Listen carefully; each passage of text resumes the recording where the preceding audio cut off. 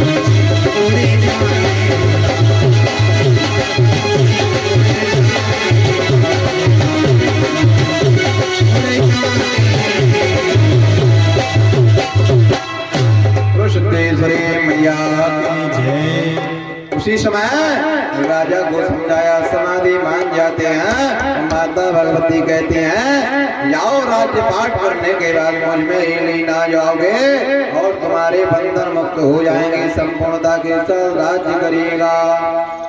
उसी समय सुखदेव श्री वरदान देते हुए चले जाते हैं। यहाँ पर समय बीता, राज्य किया, राज्य का राजाओं को, मंत्री इत्यादियों को राज्य बांट दिया और माता भगवती का ध्यान करते हुए जाकर के पर्वतों की कंधों में बैठे हुए अपने ब्रह्मांड में प्राणों को स्थिर करते हुए दोनों राजा माता भगवती में लीन हो जाते हैं। बोलो सिद्धेश्वरी मैया की।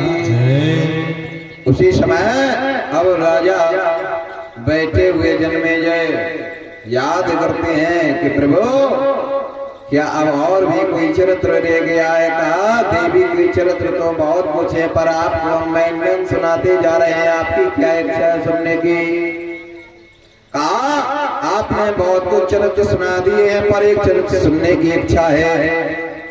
कहा अभिमानी में कोई कृत्य बिगड़ जाता है तो क्या गुरु को छोड़ देना चाहिए या नहीं छोड़ना चाहिए? कहा ऐसे भी एक राजा हुए हैं, वह कहानी हमको सुनाने की कृपा करें। कहा वह तो शब्द रूप एक इतिहास में कथन कातन के लिए प्रसंग बनाया गया है, वह आपको हम सुनाने जा रहे हैं देवी भागवत के माध्यम से। राजा जन्मेजय बैठे हुए हाथ जोड़ करके वेद व्यास जी कहते हैं इंद्रसो तथात्मानां प्रियतात्म संभव राजा निमित्ततां राजा पुत्रसो चात्मयुद्धमा। राजा नवी बहुत बड़े राजा हैं और राजा ने भी इंद्र के सामान पूजित हैं। जो व्यवस्था इंद्र ने थी वही व्यवस्था राजा निमि के पास भी, और राजा निमि के जाकर के वशिष्ठ जी गुरुदेव लगते हैं और कुल गुरु बताए गए हैं। और इधर जाकर के राजा निमि ने यज्ञ की तैयारी की और उधर जाकर के यज्ञ की तैयारी इंद्र ने भी की। राजा निमि ने भी यज्ञ की तैयारी की, गुरुदेव को बुलाया, कहा गुरुदेव संकल्प ले लीजिए। गुरुदेव ने कहा किस बात का संकल्प? कहा यज्ञ करने जा रहे हैं और मेरा यज्ञ 500 वर्ष चलेगा। इतना बड़ा यज्ञ राजा निमि करने जा रहे हैं। उसी समय जाकर के वशिष्ठ जी कहने लगे वशिष्ठ जी कहने लगे इतना बड़ा यज्ञ है तो हम उसमें मूर्त इत्यादि देख लेंगे तब आपको बता पाएंगे। राजा नेमी को क्रोध आ गया। राजा नेमी कहने लगे प्रभु आपको पता है यजमान के घर आना चाहिए या राजाओं के घर आना चाहिए तो पुस्तक आदि लेकर के आना चाहिए, वह तो कोई ना कोई बात पूछ ही सकते हैं। उसी समय गुरुदेव कहते हैं, क्योंकि गुरुदेव के मन में दूसरा विचार चल रहा था इंद्र के द्वारा, क्योंकि इंद्र ने पहले ही गुरुदेव से कह दिया था वशिष्ठ जी से कि आपको हमारे यज्ञ में उपस्थित होना है, 200 वर्ष के लिए यज्ञ करना हो। वह बात राजा नेमी को नहीं बताई वशिष्ठ जी ने। तो वशिष्ठ जी ने सोचा कि राजा नेमी का यज्ञ 500 वर्ष का है तो बहुत समय बीत जाएगा, और इंद्र का यज्ञ 200 वर्ष का है तो जल्दी हो जाएगा। उसी समय कहा हम कल आपको बताते हैं, कल आपको बताते हैं। उसी समय कल बीता। कल जैसे ही बीता उसी समय पुनः राजा नेमी स्वयं पहुंच जाते हैं। राजा नेमी कहते हैं हमें तो यह यज्ञ बहुत अंदर से अभ्यास रहा है कि यज्ञ करना ही है। आप बताइए क्या सामग्री लगना है, पर्चा बना दीजिए, यह कर दीजिए, वह कर दीजिए। राजा नेमी तमाम बातें बोल देते हैं। जब बातें बोलते हैं तो उसी समय वशिष्ठ जी चुप रह जाते हैं, क्योंकि वशिष्ठ जी पहले ही दूसरे के लिए अवमंत्रित हो चुके थे। वशिष्ठ जी कहते हैं गुरुदेव बहुत बहुत आशीर्वाद। वशिष्ठ जी कहते हैं कुछ दिन रुक जाइए, इसके बाद यज्ञ आप करना। राजा नेमी को समझाया इसके बाद आप यज्ञ करोगे तो यज्ञ का फल संपूर्णता के साथ हम आप विधिवत का विधान बना देंगे। अब हम इस समय जा रहे हैं इंद्र के यहाँ यज्ञ होना प्रारंभ हो रहा है परसों से। उसके बाद आपके यहाँ हम आएंगे, आप सामग्री जुटाइएगा, हम यज्ञ प्रारंभ कराएंगे। राजा नेमी को बहुत बुरा लगा। ये अक्सर होता ही है, कोई यजमान अगर कहे कि गुरुजी फलाना यज्ञ करा दीजिए, गुरुदेव कहीं पहले ही से शिफ्ट है, तो उस यजमान को बहुत बुरा लगता है। पर वह यजमान यही नहीं सोचा करते हैं कि शायद गुरुदेव पहले व्यवस्था में होंगे इसलिए आगे का समय दिया है। पर राजा ठहरे वाला इंद्र से कम भी नहीं है, क्योंकि इंद्र ऐरावत हाथी रखने वाले तो यह भी 1000 हाथी रखने वाले। राजा नेमी को बहुत बुरा लगा, और राजा नेमी की यह बात को सुनकर के पक्षियों ने हर जगह फैला दिया कि गुरुदेव ने मना कर दिया राजा नेमी को यज्ञ कराने से। जब यह बात फैली पक्षियों द्वारा तो उसी समय वह चटक पक्षी को श्रापित कर दिया राजा ने कि जाओ तुम कहीं एक जगह ठहर नहीं पाओगे। हम यह आशीर्वाद नहीं को वचन के रूप में शब्द लेते हैं। कहा आशीर्वाद तो तुम सबको वहां जाकर के 500 वर्ष का जो यज्ञ होता है उसमें साकल्या बाहर छोड़ दी जाती है, कुछ दाने गिर जाते हैं, कुछ प्रसाद गिर जाता है, कोई कुछ प्रसाद फैल जाता है, आप सब पक्षियों को वह भाग मिलता, आप सब 500 वर्ष तक आनंद करते उस जगह। कहा नहीं तो उसी समय चटक को पक्षी को जाकर के श्रापित कर दिया कि जाओ एक जगह ना रुकोगे। तो चटक पक्षी एक जगह नहीं रुकता है श्रापित होने के कारण। अब राजा नेमी को क्रोध आया, कहा पक्षियों में भी यह बात फैल गई, मनुष्यों की तो भला ही क्या। उसी समय राजा नेमी पुनः गौतम मुनि के पास पहुंच जाते हैं। गौतम मुनि से पास कहा कि आप आचार्य बन जाएं, आप तो विद्वान हैं और मैं बहुत बड़े राजा हूं, आपको तो पता है मेरा नाम विश्व में चलता है। आप अगर हमारा यज्ञ कराएंगे तो आपका नाम भी बहुत बड़ा होगा। इतना कहकर के गौतम मुनि अपने शरीर से जर्जर सोचते हैं कि राजा है, बहुत नाम है, पता नहीं यज्ञ में कोई गड़बड़ ना हो जाए। ब्राह्मण लोग डरते हैं जब कोई यजमान कर रहा होता है। हम तो डरते हैं भाई, जैसे हमारे गौतम ऋषि डर रहे थे। हम तो कहते थे भैया हाथ जोड़े। कोई अगर कहे महाराज तेज आवाज में सामग्री और लगेगी, हम कहते हैं नहीं लगेगा। भलाई चाहे नींबू से काम चलाना पड़े माता भगवती के चरणों में। फिर वो रात में पूछेंगे महाराज आपने पर्चा में तो लिखा था, तो मैंने कहा पर्चा तो मेरे पास भी, आप लाए नहीं हो। तो हमने कह दिया नहीं लाए तो नहीं लाए, क्या कह सकते हैं। तो वही बड़ी तेज आवाज में राजा ने भी कहते हैं कि आपका नाम बढ़ जाएगा, गुरुदेव आपको चलना होगा। कहा आपके जो गुरु हैं क्या उनको त्याग दिया? कहा उनको टाइम नहीं है, वह तो इंद्र के यहाँ यज्ञ कराने गए हैं। हम पता लगा लेंगे, अगर इंद्र के यहाँ गए होंगे तो आपके यहाँ हम चलेंगे, फिर तो कोई बात नहीं। अगर नहीं गए होंगे तो उनको ही बुलवाइए, आप गुरु से ये कार्य करवाना चाहिए, ऐसा समझाया। उसी समय कहा ठीक है। राजा ने भी अपनी सामग्रियों को लेकर के एकत्र करते हैं, एक जगह स्थापित कर देते हैं। बहुत सी सामग्री थी उस यज्ञ के लिए, लता पत्र आदि बहुत सी औषधियों का ढेर लगा हुआ, क्योंकि 500 वर्ष यज्ञ चल रहा है। समझ लीजिए आप 500 वर्ष की कितनी सामग्री होगी यज्ञ की। और आपका तो ये 7 और 9 दिन के यज्ञ के बीच की बात है, तो कितनी सामग्री लगी।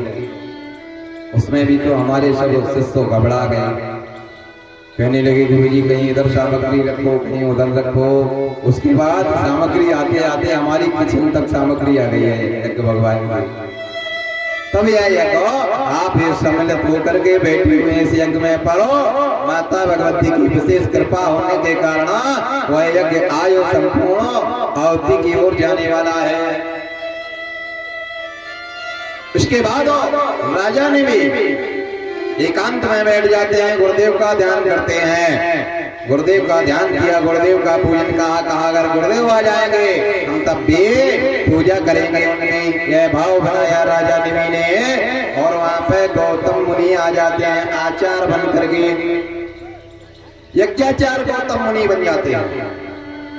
और गौतम मुनि जब यज्ञाचार बनते हैं तो चारों तरफ हल्ला मिल जाता है, कहा गौतम मुनि यज्ञ कराने गए हैं।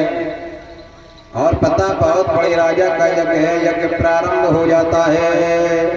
राजस्य च तथा नामं यज्ञस्य चात्मजन्मना मृत्यो यज्ञस्य पापानि यज्ञस्य पुनः फलदायकः। यज्ञ से बढ़कर के कोई फल प्राप्त नहीं है दूसरा। इतनी सामग्रियां डलती हैं, इसलिए बहुत बड़ा फल बताया यज्ञ का। और बताया यज्ञ से बढ़कर के कोई शत्रु नहीं है यज्ञ का।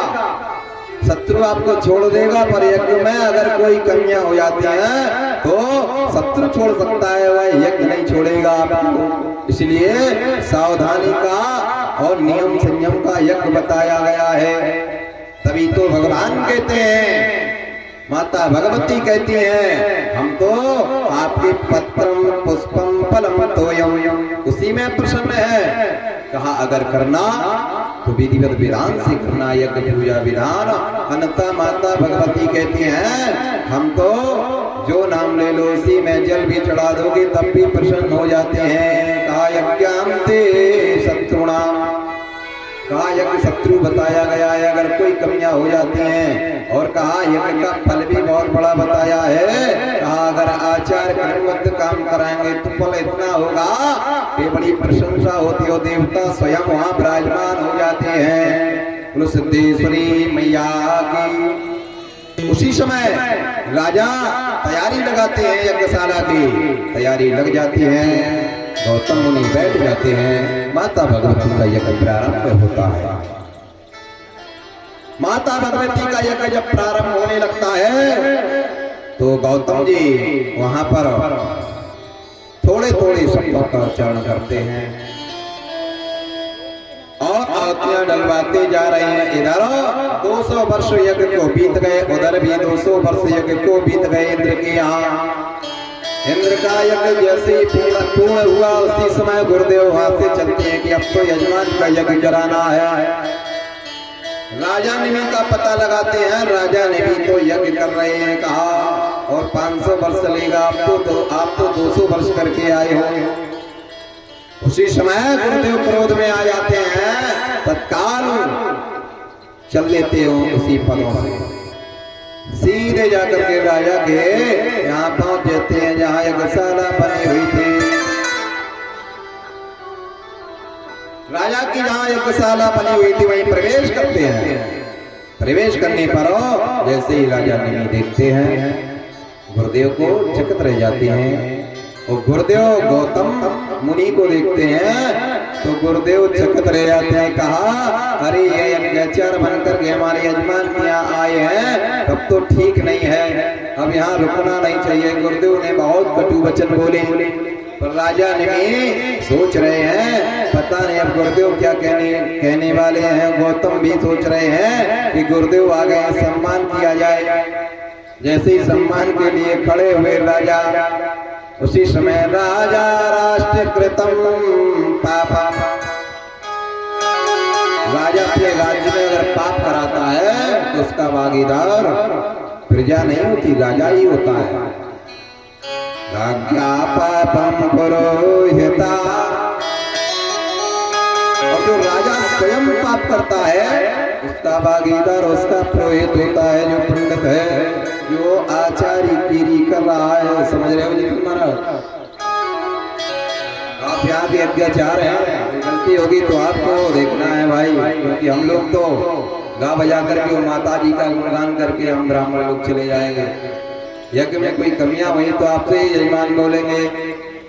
उसी समय गौतम मुनि को खड़ा करते हैं वशिष्ठ जी, कहा हमारे यजमान के आप कैसे आना हुआ? वो कांपने लगते हैं, कांपने लगते हैं। कहा मेरी कोई इच्छा नहीं है और मैं यज्ञ करा रहा हूँ, यज्ञ में जो सामग्री ले वो भी आप ले जाना। कहा राजा आपके नहीं माने इसलिए यहाँ पर आना पड़ा। कहा इसलिए यहाँ पे आना पड़ा और कोई बात नहीं है दूसरी। आप बताइए, आप जैसा कहोगे वैसा ही होगा। सर्वस्तम महात्मा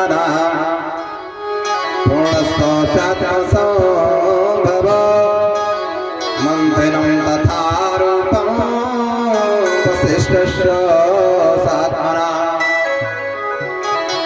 वशिष्ठ जी कहते हैं हमारा यजमान है, हमारे हिसाब से कार्य होना चाहिए, कुछ समय आप रुक जाते। राजा निमि को कहा, राजा निमि कहने लगे मुहूर्त निकल रहा था इसलिए गुरुदेव मैंने प्रारंभ कर दिया यज्ञ, अभी 300 वर्ष बाकी है, तिहाई हिस्सा का बाकी है, अभी तो एक हिस्सा ही गया है। आज से आप आचार्य बन जाइए। कहा जो एक बार आचार्य पद को ग्रहण कर लेता है उसके बाद दूसरा आचार्य नहीं बनाया जाता और ना ही बनना ही चाहिए, और जो बनता है उसकी रिद्धियां सिद्धियां समाप्त होने लगती हैं। ऐसा जवाब दिया, जवाब देने पर क्रोध आ जाता है राजा को। राजा कहने लगते हैं मैंने तो पहले ही आपका पूर्ण कर रखा है, आपको जैसा दिखाई दे वैसा करिएगा। सते रूपम शीलम भूषते कुलम, गुण की शोभा बात बताइए। जब गुण होते हैं व्यक्ति के बाद उस समय कुल में उसका सम्मान बढ़ जाता है, उसका मान बढ़ जाता है। वही गुण अब गुण में पलट जाएं तो जाकर के कुकर्म बन जाता है और वह परिवार नष्ट होने लगता है। उसी समय राजा को और अपमान आ गया। कहा अब तो हमारे यही गुरुदेव हैं, ऐसा कह दिया।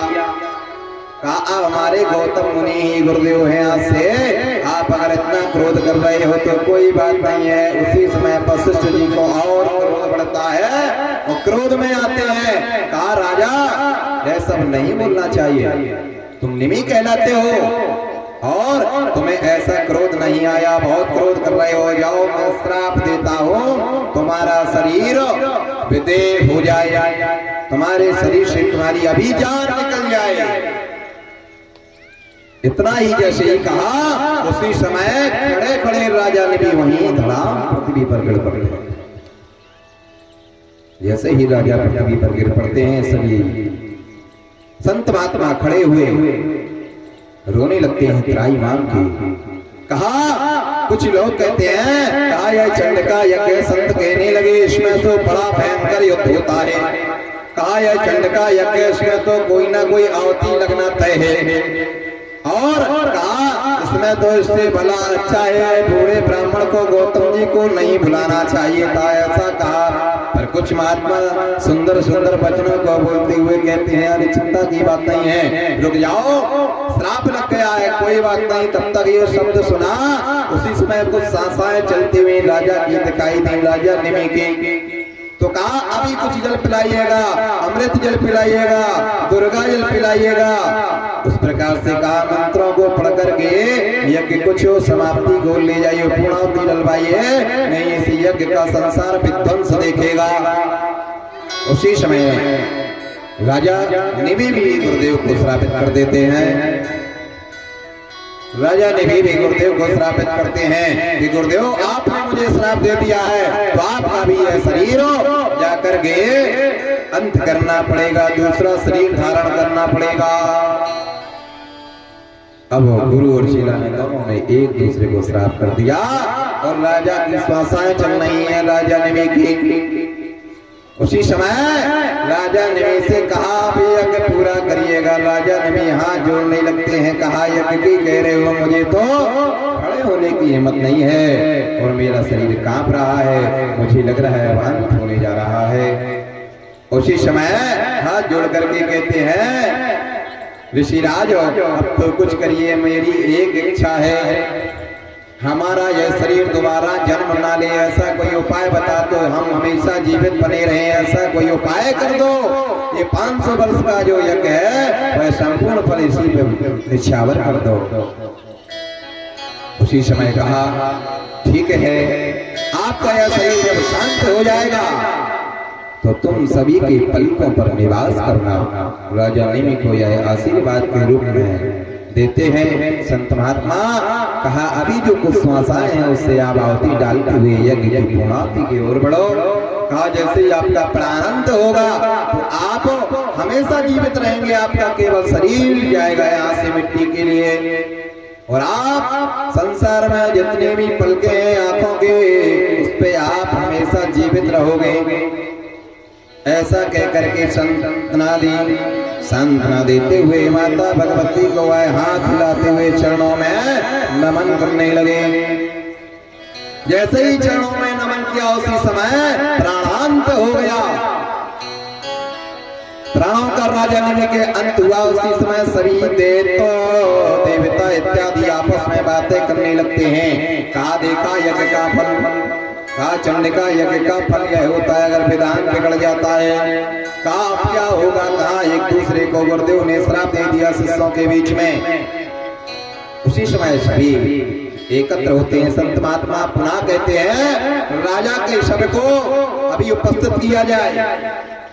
राजा के शव को जलाया नहीं गया। कहा जैसे अरुणी के द्वारा अग्नि प्रकट होती है इस प्रकार से राजा के शरीर को मंथन किया जाए।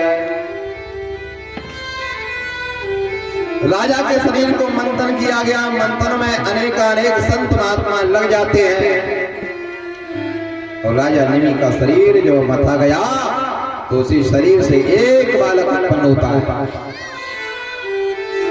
एक बालक उत्पन्न होता है और उस बालक का नाम जाकर के जनक रखा गया। जो आप जनक नाम सुनते हैं वह बालक यह रूप में आया। जैसे ही जनक वह बालक उत्पन्न हुआ, कहा इस बालक का संत महात्मा कहने लगे इस बालक का नाम जनक होगा। और प्राण करने के कारण राजा निमि कभी नहीं मरे हैं। राजा निमि हम सभी के पलकों पे निवास करेंगे। उसी दिन से राजा निमि सभी के आंखों की पलकों पे निवास करने लगे। तो जब भी कोई हमारा वस्तु देखते हैं तो पलक हमेशा कभी झपकते नहीं है, तत्काल जीवित हमेशा रहते हैं। हम और आपकी मृत्यु भी हो जाती है, कोई सब भी देख लेते हैं, कभी आपने पहचाना या देखा होगा तो पलक हमेशा ज्यों की त्यों रहते हैं, पूरा शरीर शांत हो जाएगा। तब भी यह राजा ने भी हमेशा निवास करते हैं उन पलकों पर। जब वह बालक का जन्म मंथन के द्वारा हुआ और उस बालक का नाम जनक रखा गया। उसके बाद सभी संत महात्माओं ने कहा इसके वंश में जो भी संतानें होगी वह देह प्राप्त न होने के कारण अपने आप यह बालक उत्पन्न हुआ है, इसलिए इनके परिवार में कह करके तत्काल वहां पे माता भगवती प्रकट होती हैं। माता भगवती देखते देखते उस बालक को ले जा करके गंगा के किनारे एक सुंदर नगरी बना देती हैं। वही नगरी जनक के नाम से प्रसिद्ध हो जाती है और वहीं पे एक सुंदर माता भगवती का भंडारा होता है। बोलो सिद्धेश्वरी मैया की। आदि शक्ति माँ देव भवानी, आदि शक्ति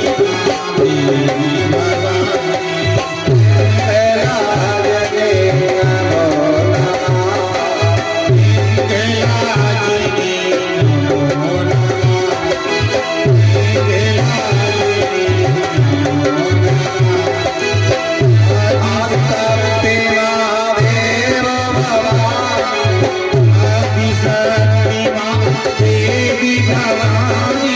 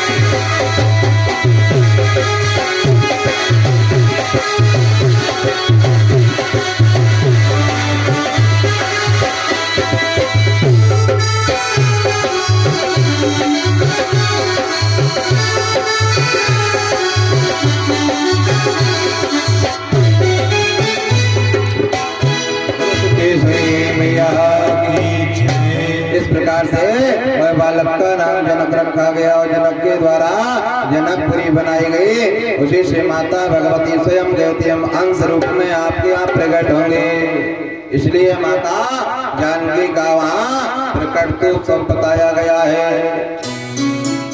इसके बाद राजा जन्मेजय कहने लगे हाथ जोड़ करके प्रभु एक और राजा हुए हैं, उनका भी आप इतिहास सुना दीजिए। बड़ी इच्छा हो रही अब तो प्रभु, ऐसा लग रहा है कि माता भगवती के चरणों में बस हम सब चरित्र सुनते चले जाएंगे।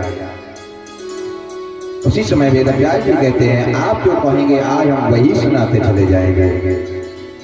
उसी समय कहा वह कौन से राजा हैं? कहा वह कारवीर राजा थे। अपने कार्य को सर्वश्रेष्ठ मानते थे पर एक कार्य पे अटल रहते थे। कहा ना किसी की पूजा करना, ना किसी का जप करना, ना किसी का अनुष्ठान करना। जैसे ही वह राजा पद पर बैठे कहते थे बस एक ही कार्य अहम तथा अहम राजा।